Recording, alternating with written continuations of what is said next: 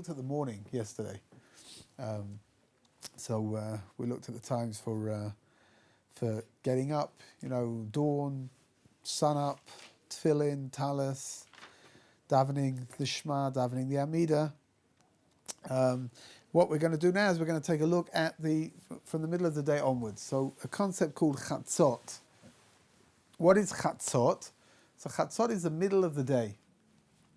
Not necessarily 12 o'clock midday, but rather the middle of the day. Like we spoke about yesterday, we discussed how you work out, how you calculate the hours that you've got. Chatzos is midday, and midday, of course, is going to change every single day, right? Because we've got slight movements with the days getting longer and shorter. Right now, the days are getting shorter until when? December the 21st? Is that the shortest day of the year, and then they start getting longer again? Summer again.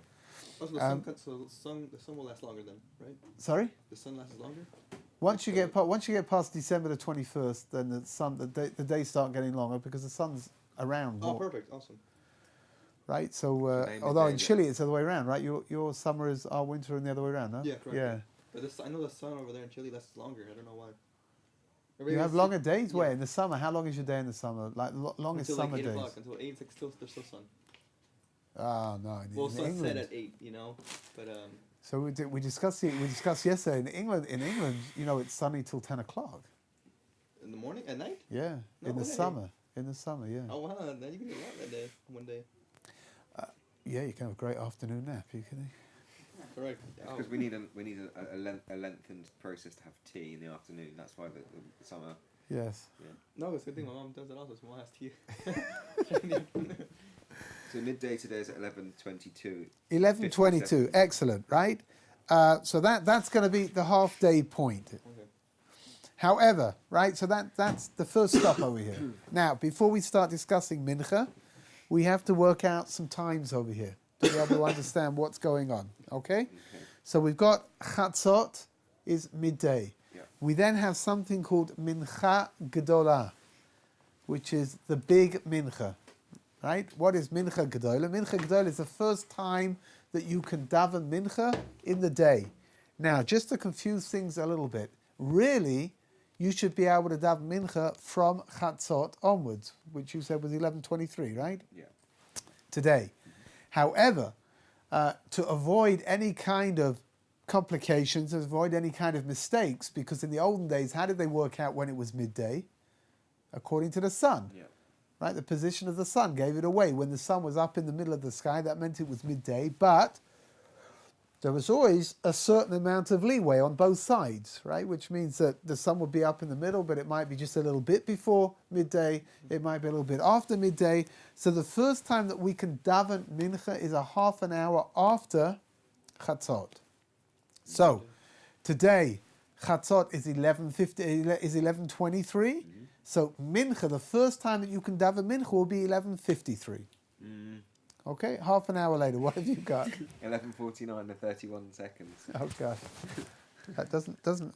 Oh, you know what? Hold on. We're going to do this according to my phone, not according to yours. But that's not half an hour. Well, it's probably a half an hour of sha'ot's maniot. Now you see over here on my phone, it's working just according to 30 minutes on, right? So it says here that chatzot ayom is 11:23. Excuse me. What was the name of that? What was it called for midday? Chatzot. Right now, so over here in my phone, mincha gedola is at 11:53. That's a half an hour on from chatzot, and the reason for that is just to make sure that we're really into the afternoon already, right? Because you can't daven mincha before that time. Yeah. That's mincha gedola. Then there is something called mincha ketana, right? If you've got a big mincha, you're going to have a small mincha as well. Right? Now again, don't get confused by the words being used over here. Mincha ketana doesn't mean that it's a little mincha, right? There's nothing small about it. It's a regular mincha like the minchas that we all know and love. However, it's just towards the end of the day. Okay, we've got chatzot, which is midday. Okay. We've got mincha ketana, we've got mincha gedola, which is a half an hour after chatzot. So again, just one more time. Today, chatzot is 11:23, so mincha gedola will be 11:53. Okay? Ad kan. We then have something called mincha ktana, right? Which literally means a small mincha, but it's referring to the day is becoming small, right? The day is coming to an end, and that is going from 9.5 hours worth of daylight. Once you get into that last couple of hours of the daytime, of the daylight, that's now considered to be mincha ktana. Okay? Step number 3, right? So far we've had mincha gdola, mincha ktana. Step number 3 is something called plag ha-mincha. Plag ha-mincha. Now, plag ha-mincha is going to have a lot of important repercussions of it. Let's just work out what plag ha-mincha is, and then we'll work out what the halacha, what kind of bearing it's going to have on the halacha. But plag ha-mincha is the halfway mark between mincha ktana and shkia. So we're talking about 10 3/4 halachic hours. About 2/3 of the way into the afternoon is what's going to be called plag ha-mincha. What's the between mincha ketana and? Between mincha ketana and plag ha-mincha, you've got What was it called? You said it's halfway between mincha ketana and. I'm sorry, the shkia. Shkia is sunset.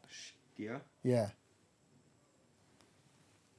Shkia is sunset. Okay, so far so good. Step number 4 is shkia. What is plag ha-mincha? What is plag ha-mincha? Again, right now, during a regular day, plag ha-mincha doesn't have an awful lot of a halachic ramification. We're going to see that plag ha-mincha, when it comes to bringing in Shabbos early, is very important because you can't bring in Shabbos before that time. So mincha ketana is the latest time you can start davening mincha, or. No, the truth. You know what? Let's work it out in a moment.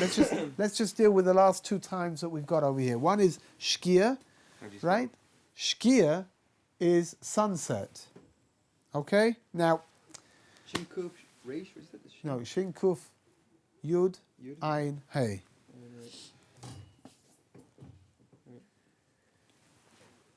It's a little difficult to define sunset.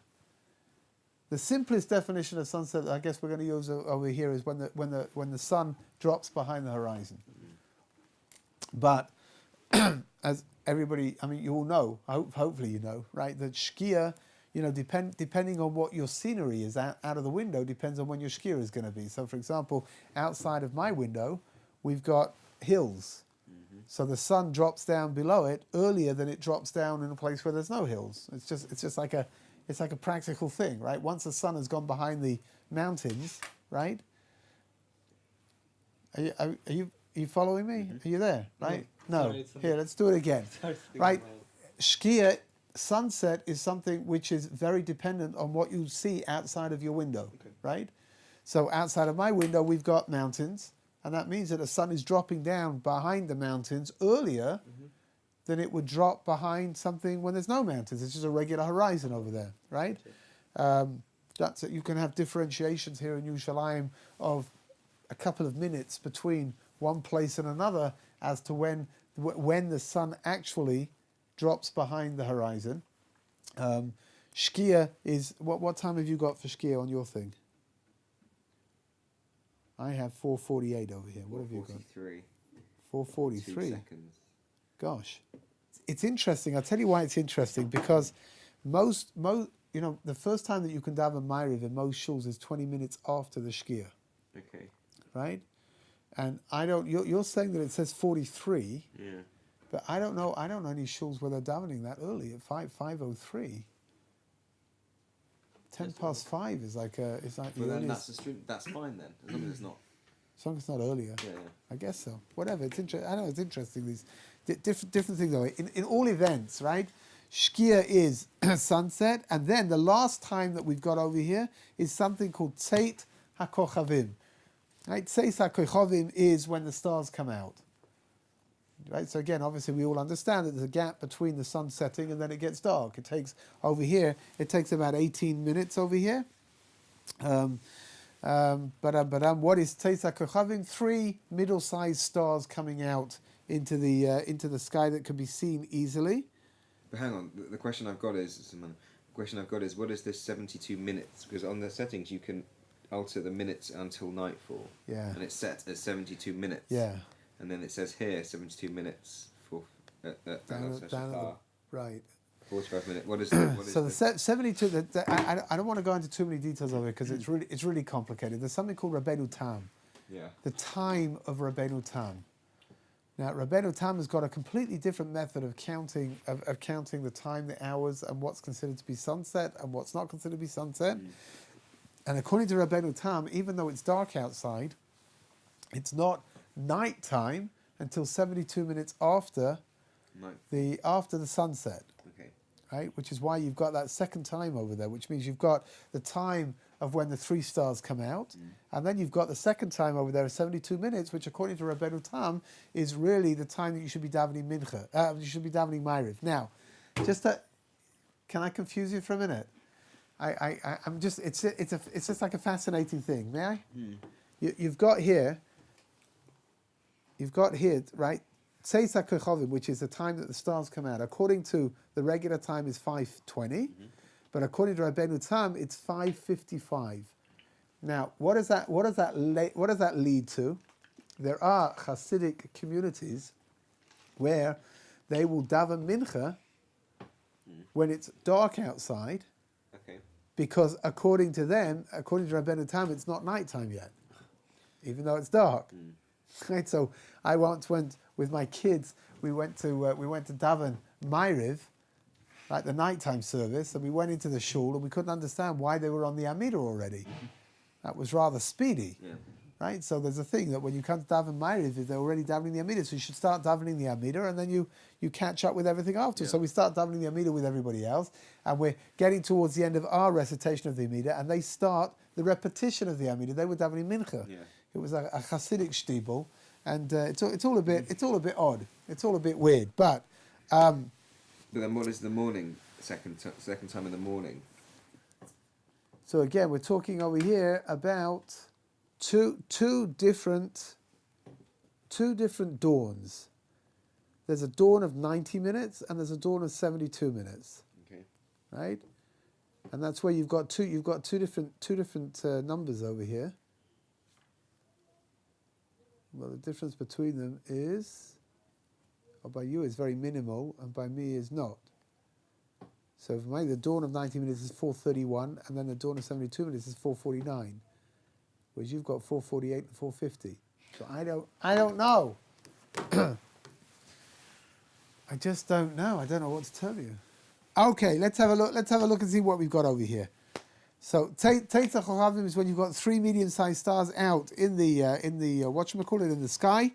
Now again, normally it's a 20-minute wait. Over here in Israel, it's really 18 minutes from sunset until the stars coming out. After 18 minutes, it's okay to daven Ma'ariv. Most communities, either 18 minutes, 20 minutes is the first time that you'll begin to daven Ma'ariv. Some communities are a little bit more stringent and they'll wait 30 minutes. That's according to the opinion of the Chazon Ish. Right? So again, whatever you do, it's fine. Whatever's happening over there, it's going to be fine. So it's either between 20 minutes or 30 minutes? Yeah. Okay. So you can't daven Ma'ariv from Shkia? So here, if you're davening Ma'ariv from Shkia, if you daven 13 minutes into Shkia, then your Ma'ariv is okay, but it's not great. Really, Ma'ariv needs to be prayed after it's got dark. From Tzeis HaKochovim. From Tzeis HaKochovim, yeah. Right, again, sometimes they'll daven here. You know, for example, in certain communities over here, it's a lot less common, but in Chutz La'aretz very often, they'll daven Mincha and Ma'ariv together. So you need to know, right? Mincha is always going to be davened before Shkia, and then I'll daven Ma'ariv straight away afterwards, and that's normally being done in the summer months when there's a problem because no one's going to come back to shul at 10:30 at night to daven Ma'ariv. So you daven whilst it's still light outside. In regards to whenever you live like somewhere around the country where it's always sunlight, always never turns dark. So when as soon as the time it says what? So say the time was 11:53. That's the time to daven. No, sorry. The time was dark RV, but it was still sunlight. Do you still daven anyway? Because the time says daven. It's a little bit of a problem. The truth is, I'm not 100% sure what you do with Ma'ariv, actually, now that you mention it. Shachris and Mincha is not a problem. But Ma'ariv, what do you do with Ma'ariv when there's sun all the time? I'm just, it's conjecture, but I think it's okay to daven Ma'ariv. The only problem is that it never gets dark to be able to recite the Shema again. But can't you do the Shemona straight like twice? And so with the chakras, I know if you miss chakras, you can do it on Mincha.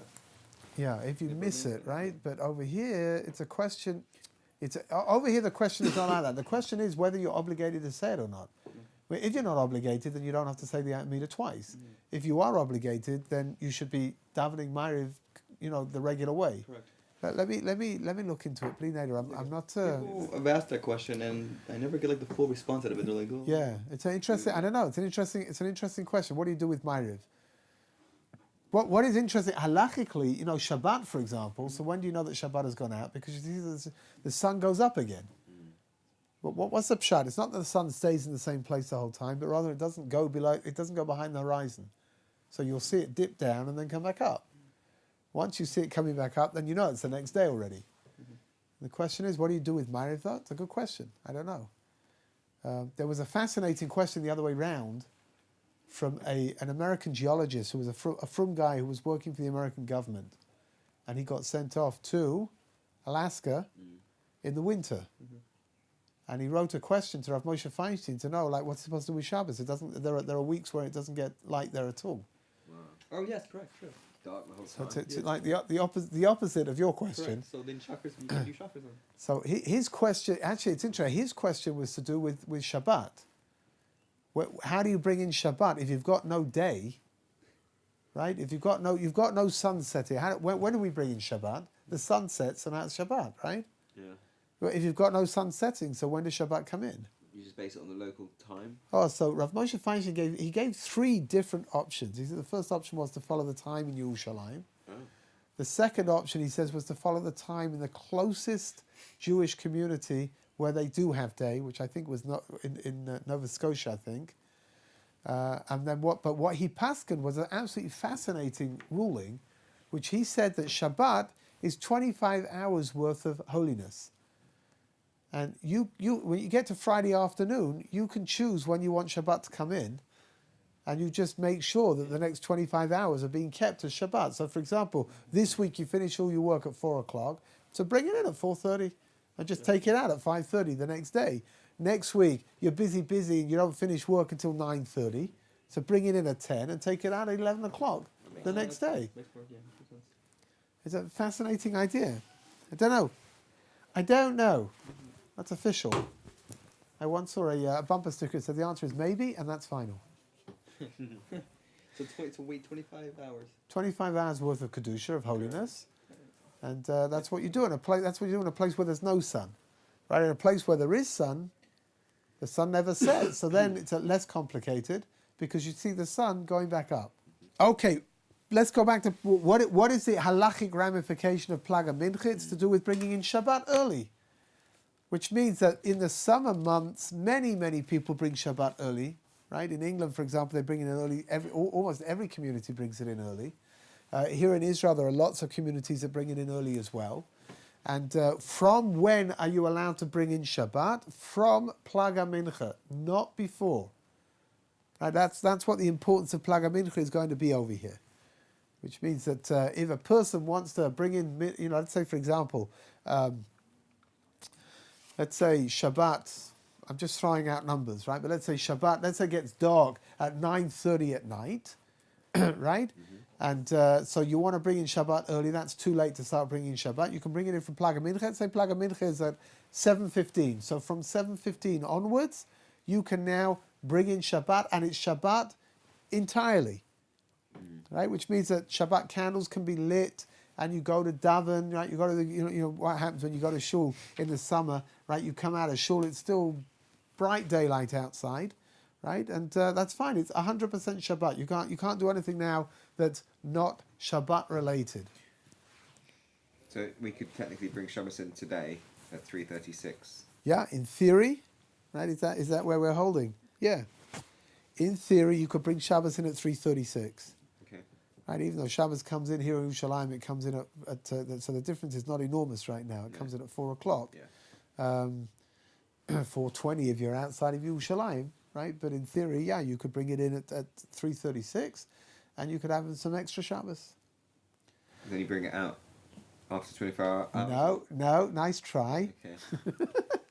It doesn't work like that. Shabbos goes out only when the stars come out, Okay. right? And that's going to be consistent regardless of when you brought it in, which means that in the summer you could bring in Shabbos at 7:30 in the evening, and it's not going to go out till 10 o'clock at night. So you've just added on another couple of hours worth of Shabbos into your life, which of course is a wonderful thing to do because Shabbos is beautiful, right? Right. Shabbos is beautiful, right? Yeah, correct. We got there finally, Baruch Hashem. It's all a bit disturbing, right? Let me just add something to what you said about what you do in shul, right? When you've got a short winter day,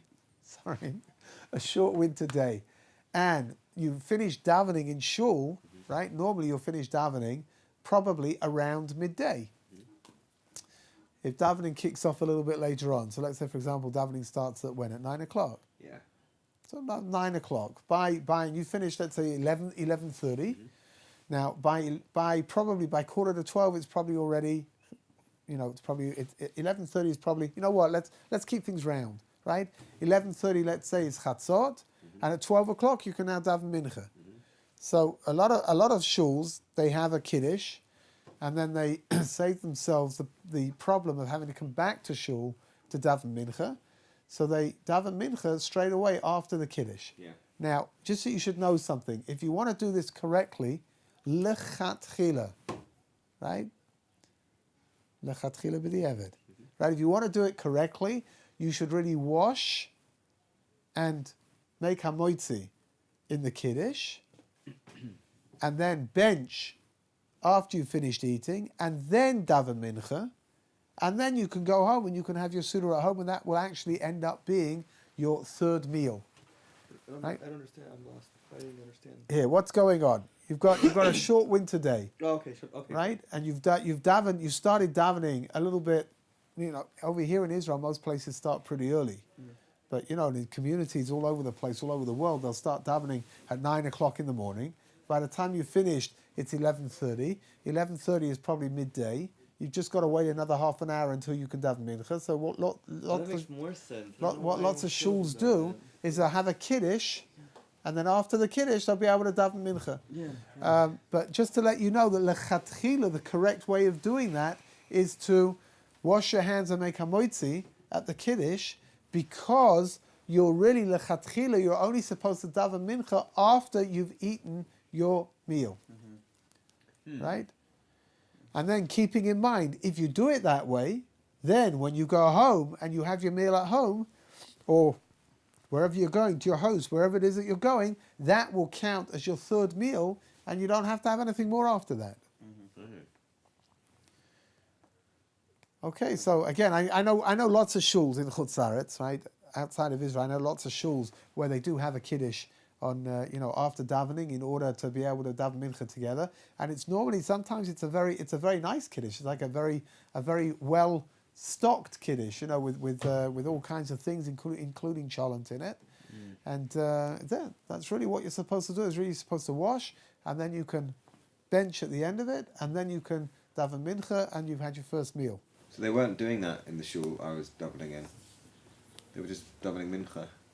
And it was a fairly religious shul. Yeah. Well, there was a Kiddush in between? Yeah. Yeah.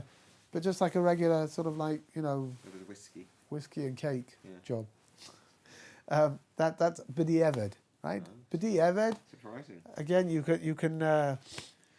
What I would suggest is like this: if you're going to carry on davening over there, right, Yeah. and you're going to be there in the winter, so maybe take with you a couple of rolls, or I would say, speak to the rabbi of the shul, and ask him if it's possible maybe to have, and if he says no, then just bring a couple of rolls for yourself, and make hamoitzi, and that way you've had your first meal. And then you can daven mincha. You've done everything lechatchila, and then. Sorry, I got lost again, man. It's a complicated business. Sorry. He was dreaming about the cholent, I'm telling you.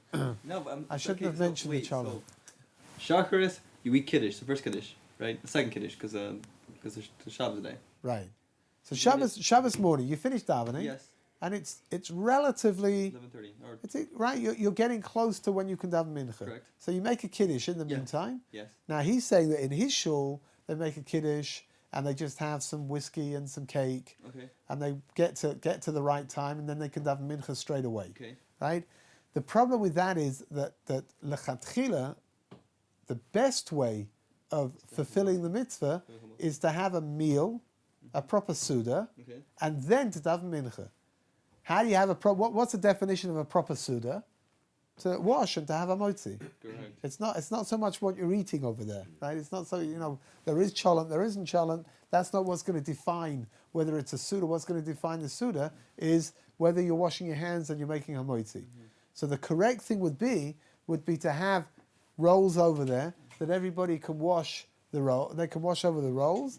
They can then make hamotzi, bench, Correct. and then you can daven mincha. Okay. That's the best way to do it. Then after mincha, you can go back and you can have your suda at home Correct. whenever you want, and that will be your third meal, and you'll be done. No, because that happens in my show, same thing. It's just that we have cake or whiskey or soft drinks, and then Right. you go eat somewhere else. You go eat your. Oh, so that's different because you're not davening mincha in between. Yeah, correct.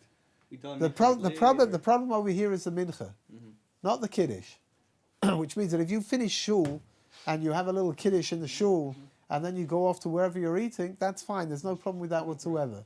The problem is that with these short winter days, when they want to make sure, first I guess want to make sure there's a minyan, right? So, there's very very limited amount of time to get everything in on these short winter days. So that it's absolutely fine to do it like that, but the best way to do it is to have bread. No, Also, it's just convenient, isn't it? Just to Yeah, get for in, sure. daven mincha. It is. I think it's more You're convenient, correct. there. You're all there, right? Yeah, I don't go back from my car more. That was once. Yeah. Today, Yeah. you'll go back several times. Gosh, this is not confessional. You know that. If you want, I can step behind the screen and Rabbi, forgive me, Rabbi. forgive me, Father, for I have sinned. Good. Okay. You know what? If you've turned up, then I guess it means it's probably time to end the class. Wait, so is there a confessional in Judaism? Like I never, yeah. There's a concept of tshuva. Right. Right. Part of tshuva is You do that confessing with your Hashem. sin, but you Confess do in it front of with Hashem. Hashem. Yeah. Not in front of a rabbi. You don't have to. Hey, don't tell him that. No, there really. Hold on. There really is. And actually, I'll step behind the screen and for $50, I can take care of most things. Although if you've done some real terrible things in your life, like I don't know, for example, like being a vegetarian or something, then that's going to cost a lot more than $50. But we can make an installment plan or something. It's fine, really. So they also say this bracha like 4 or 5 times. That's right. That's right.